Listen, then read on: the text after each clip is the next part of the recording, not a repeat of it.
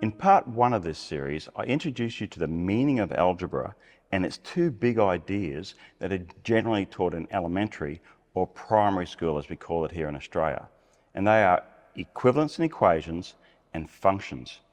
And I also introduced you to static and active problems and the fact that active problems are used to introduce functions, whereas static problems provide the context for exploring equivalence and equations. Now, if you're new to this series, I suggest you go back and watch those previous episodes.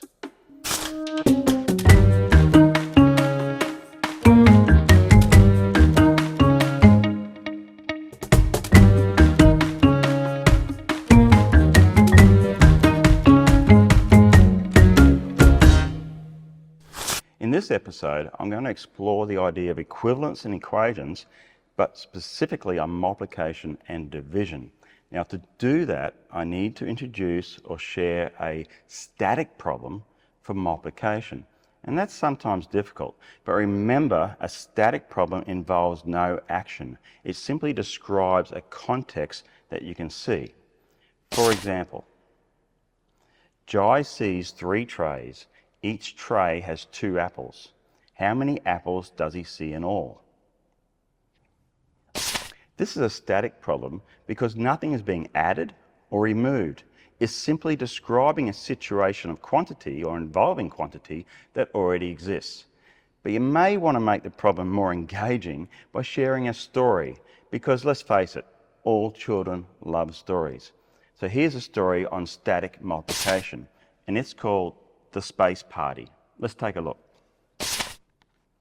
The call goes out to each ship in space. A party is planned at their home base. The first ships return from a star close by. They did not have very far to fly. The rockets race back in groups of 3. They sprint from across the galaxy. These spaceships whir like spinning tops. They cruise back without pit stops. The saucers streak from far away. They were deep inside the Milky Way.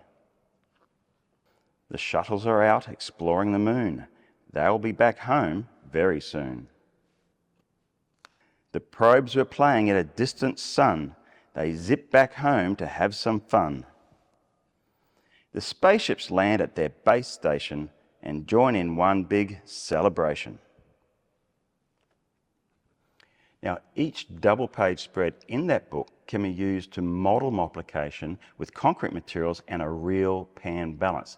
Let's take a look at the first spread involving multiplication. How many starships in each group? There are 2. How many equal groups of 2 are there? 1, 2, 3, 4. There are 4 equal groups. Now let's model that. 1 group of 2, 2 groups of 2, 3 groups of 2, and 4 groups of 2. There are 4 equal groups of 2. How many cubes do I need to put on this side to balance that? Let's find out. 1, 2, 3, 4, 5. It's getting closer. 6, 7, 8. You can say that 8 balances 4 groups of 2, or 4 groups of 2 are balanced by 8, which means 2 times 4 is equal to 8. Now, just like addition, we don't actually have to start on the left as you're looking at it. Some students might naturally put the equal groups, as we have here, on the right, and then add counters on this side to see what balances the equal groups. And that's okay. It develops a greater flexibility around what the equal signs really means. One side must balance the other. Eventually, you can give them pictures of pan balances where they need to figure out the missing product. What equation can you write to keep this pan balanced?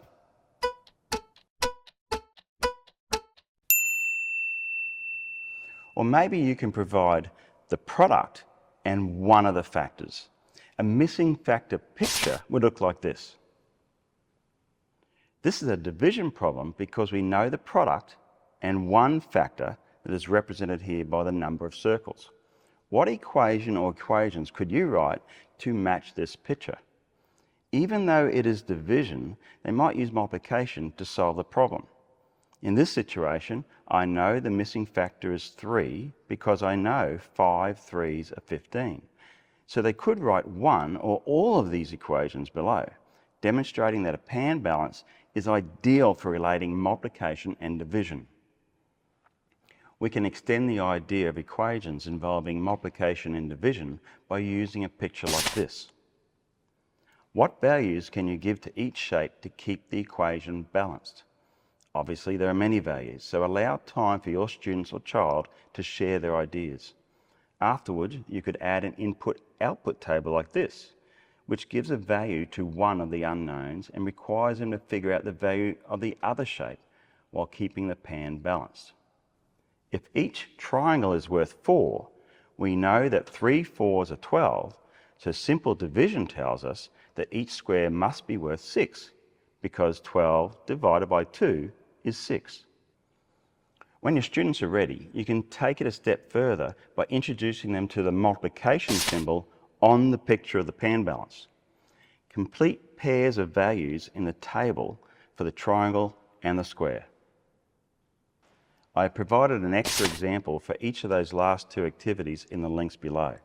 Now check out this activity involving scales rather than pan balances. To solve this problem, you first need to figure out the value of the spheres and cubes. The first scale shows 5 identical shapes that total 15. Same shape, same value. So 15 divided by 5 is 3. Each sphere weighs 3 kilograms. The third scale shows 4 identical cubes with a value of 16. So each cube must weigh 4 kilograms. I think you can see that if you remove a sphere from the first scale and a cube from the third scale and add them to the center scale, then the first scale would have 4 3s, which is 12 kilograms. The last one would have 3 4s, which is also 12 kilograms. And the middle one would have 3 plus 5 plus 4, which is also 12 kilograms. Problem solved. Now, I've also provided similar problems in the links below that involve scales rather than pan balances. And these are from Origo Education's Think Tank series. Now, as we wrap this up, this is what I want you to do. 1. Provide students with static multiplication problems that they can act out with real pan balances. 2. Give them many experiences with concrete materials and pan balances before moving to pictorial representations and formal equations. And 3. Encourage flexibility in writing equations. Left to right, right to left, it doesn't matter. What matters is the understanding that both sides must remain balanced. And finally, as always, if you've seen value in this episode, give us a thumbs up, share it with a colleague, and don't forget to subscribe today so you never miss a future episode of The Number from Down Under. See you next time.